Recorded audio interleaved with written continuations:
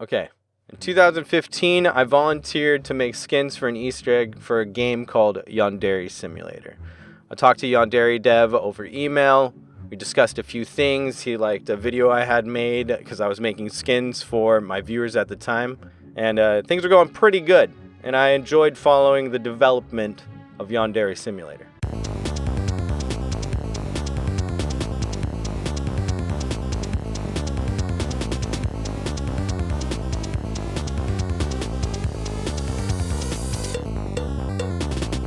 As of late, YandereDev Alexander Mahan, excuse me, has done some pretty atrocious and actually kind of quite insane things. And the most egregious of these, as of late, has been threatening another developer that he'll commit suicide if that person doesn't stop the development of their game.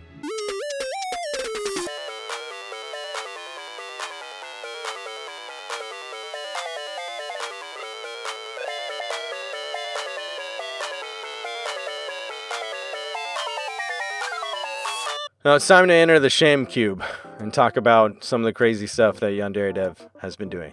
Now, if you don't know who YandereDev is, he's developing a stealth action game. Alexander Mahan, he drank a bunch of milk. You need to know that for later, okay? Just keep that in mind. Many have criticized Mahan's coding skills as subpar, along with his inconsistent work schedule, which has led to the game being in development for over 6 years with no estimated date of release. This has resulted in YandereDev being antagonized by a large part of the Yandere Simulator community and him becoming a subject of memes and mockery. It's low-hanging fruit, boys. It's the easy target, you know? On April 1st, 2014, YandereDev Mahan had pranked the entire world by pitching the idea of Yandere Simulator. You gotta see it, dude. You gotta put the fucking strings together on the corkboard in your room, okay? That red line that's going across the map and all the other freaking pictures you have of YandereDev, it's right here in the very beginning. It was made on an April Fool's Day, dude. It's a hoax. So in short, you're asking me to go up to my entire community and say, hey guys, my game was fake the entire time. My coding's bad and I'm starting from scratch because the game is trash in general. Sorry, you can leave the fan base now. YandereDev, this is, months ago. Yes, because that's my understanding of the situation, and it would be nothing short of honesty and transparency to admit to your audience. What in the actual, let's look at the next thing. I took people's suggestions. That doesn't mean I'm incompetent or bad at anything. I don't know what to tell you. It's like I'm speaking to people who come from two completely different realities. In one reality, WNM is a sham. So this is the website for Watashi no Mono. This page isn't published yet. I don't know if it's still in development or not. It's sort of it seems kind of barren. Maybe it did get taken down. In the other reality, WNM is genuine attempt at a game. What I do know is that people feel justified in attacking me, or lose faith in me, or withdraw financial support from me, because they believe that WNM is proof that I could be doing my job faster. But from what I hear, WNM is held together with bubblegum and band-aids. And you've even had to reboot development from scratch.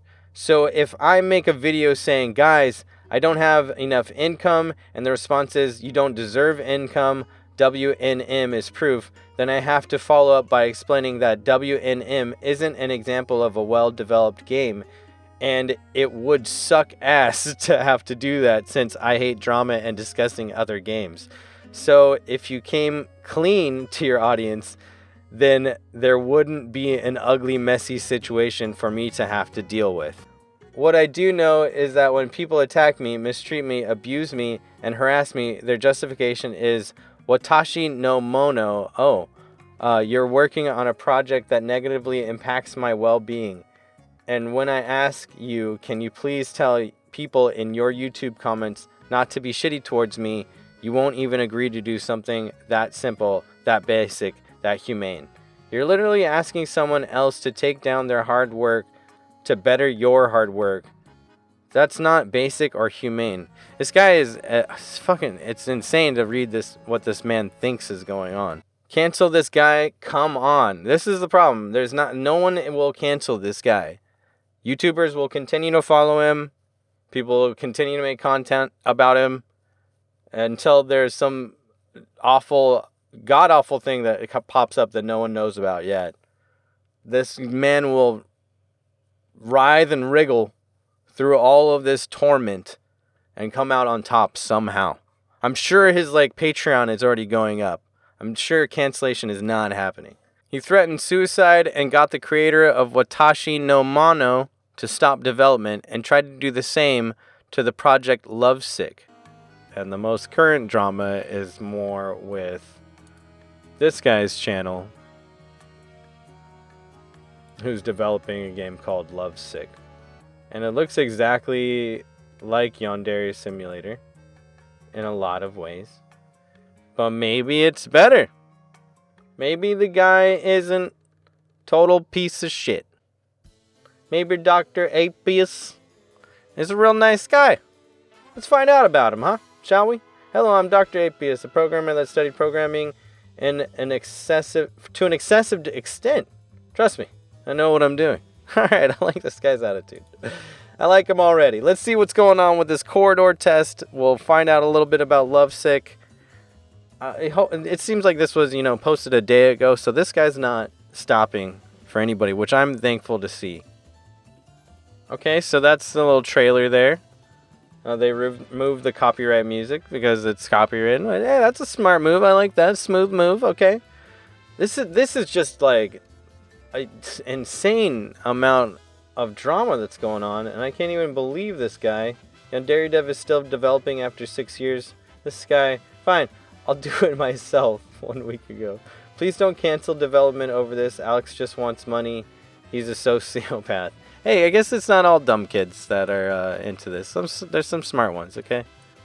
There's some smart ones up in this guy's chat. Are you coding, son? Yes.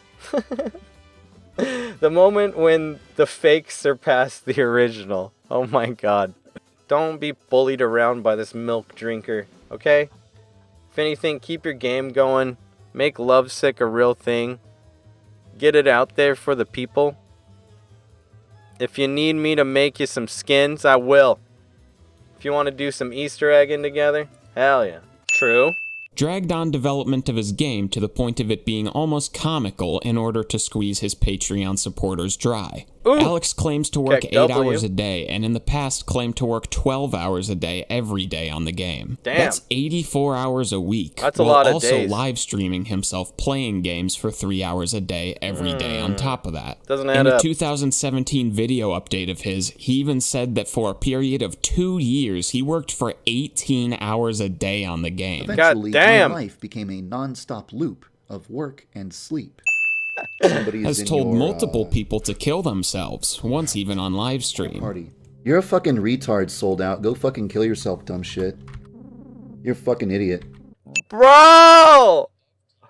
Dude, I forgot about that. The drama's so thick with this dude. He's in like a jacuzzi of tea, dude. He's soaking around in it, splashing it all over the fucking place. Because they fixed his code, which is absolutely littered with non-optimal if-else statements that kill frame rate. Poor Tiny Build. Stupidly manipulated. Tiny Build tried, okay? Tiny Build tried. Alright? They gave their best shot, dude. What can you do with such a POS? And condescending at the same time. Here's his voice when he's talking to his audience. I receive a lot of emails from people who, for some reason or another, can't get the game to run. And I his sent him an email. Sent him an email about a skin that he wanted from you. goes out of his way to silence criticism. One primary example of this is when he paid the owner of the Yandere Simulator subreddit $3,000 of donated Patreon money to acquire ownership. No! He did this so that he could remove... I mean, of course, where else is he getting that money from? Of course it was the Patreon money. Holy jeez, dude, that's so scummy. That's the worst thing I've ever heard. I forgot how deep this goes. Holy shit. certain posts and banned people who said things about his game that he didn't like. spends a massive amount of time trying to come up with excuses, addressing his audience, and debunking myths instead of just making the game and letting his work speak for itself. Takes gullible people's money and does almost nothing with it toward making a game. True. Is an advocate for pedophilia. That's my, problem. I'm like, dude, this is literally... I pointed out that there are many people under the age of 18 who had sexual experiences without being traumatized. I pointed out that some people aren't ready for sex even after age 18. All human beings are different from one another, thus the age of consent will not work for all humans. I attempt to propose the idea of finding another way to determine whether or not someone is ready for sex, such as passing a test that grants a sex license. What? Regrettably, these concepts were simply too complex. Simply just too complex. These are the examples, you guys. This is the Smash community on fire. This is Shane Dawson exposed. This is the same thing, you guys. Same thing. Wake the fuck up. General non-transparency with finances and Patreon donation money. Claims to only pay himself a max of $3,500 a month from his Patreon stuff, with everything else going toward the game. At least that explains why he doesn't hire more help, since he can't afford and he spent $4,000 on sex dolls. I'm sure it would be pretty difficult to budget that plus the $3,000 subreddit into a $42,000 a year salary. Since his entire income is just donations to keep his game going, $7,000 worth of luxury purchases is not what he should be spending his money on. For real? That's... Wait. Wait. Is he saying he made him sign up to find out? Hold on. Made me sign up to a sex doll forum to confirm sources. Blames other people for the slow development time. My man really made a 20-minute video telling people not to email him or suggest things because it slows down development time. Yes, he did. He actually did. Attempted to justify the Columbine shooting. And finally, his newest drama, threatened another indie dev with suicide because said dev made a demo for a fan game in only 2 weeks. The trailer for Project Lovesick was recently uploaded to YouTube, showing gameplay of what appears to be Yandere Simulator with some minor graphical alterations. The description explains that Dr. Apis, with the help of a friend, recreated Yandere Simulator with all the Unity Store assets over the course of about 2 weeks. I'm gonna get you out of here!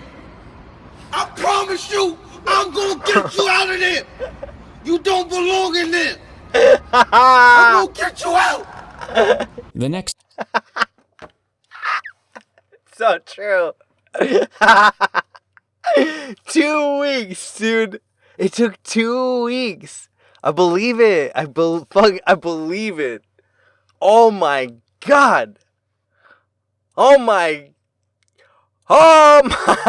god.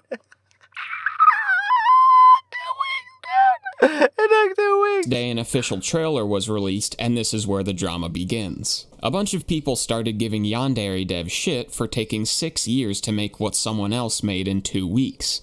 Because this is the internet, and no shit that's going to happen when you're a public figure like Alex. Instead of just rolling his eyes and continuing his work, Alex threw a fit and messaged Dr. Apis as well as actually responded to the people DMing him. Whoa, okay, let's read some of this stuff. The AOI model comes with 80 animations, but Yandere Simulator has about 400 animations. You can obviously use any animation that you purchase from the Unity Asset Store, but I can give you authorization to use any of the animations that were created specifically for Yandere Sim. I know, we have animators creating original animations for us. A lot of people came out, surprisingly, and wanted to help. It's very generous.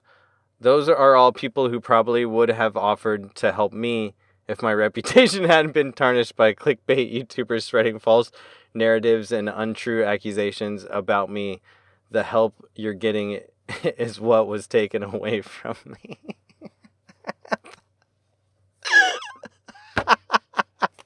They didn't actually make a better game in 2 weeks. They used my work as a base instead of starting from scratch. They are also using assets that were created specifically for Yandere Simulator, which they do not have permission to use. They don't have to deal with nonstop harassment and abuse, so they get work done without constant interruptions, unlike me. You can disconnect from the internet. You don't have to acknowledge all of that. That is your choice, my friend. And they again have an advantage by ripping off a pre-existing game instead of making something original like I did. I mean, like, whatever, dude. A video game about... It's not even a video game yet. It's not even a demo. It's a sandbox idea. It's like having, like, a Roblox map as, like, you know, an anime girl. It's not any different than that. It's just an explorable world that you can do some stuff in. It's not an idea yet. I mean, you think it's an idea because you've developed so much around it, all the characters, their stories, whatever. You think it's an idea, but it's not yet. It's not a game yet, so.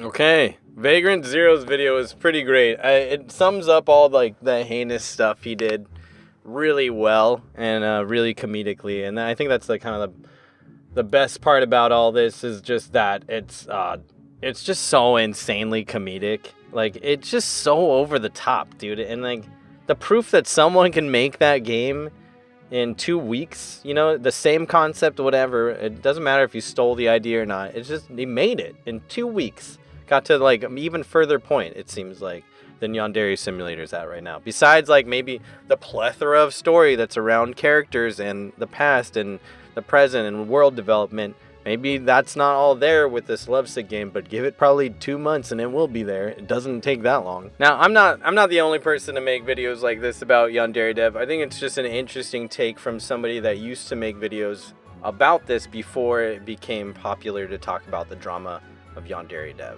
Somebody that used to follow the development, used to make videos for the community. Maybe some of y'all are still here actively on my channel's feet. If not, I do have, like, you know, videos that I want to make in the future. I do post stuff here and there.